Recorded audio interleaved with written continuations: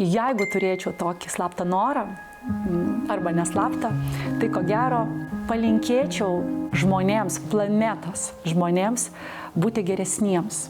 Ir kai tu prieš tą kalėdinį laikotarpį ir per visą tą kalėdinį laikotarpį sutinki žmogų, tiesiog kuris prasilenkia ir nusišypso, daugiau rodos nieko nereikia, mes galime kalnus nuversti. Tai jau yra ženklas, kad jis yra tavo draugas, ne tavo priešas.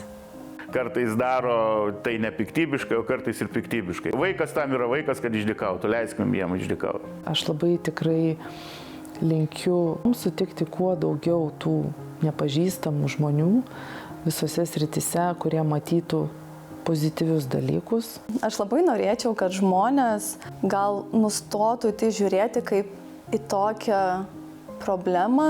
Tai yra tiesiog kitokie žmonės, kad jų nereikia bijoti, kad juos reikia suprasti, nes mes visi norim būti suprasti, priimti vieni kitus skirtumus.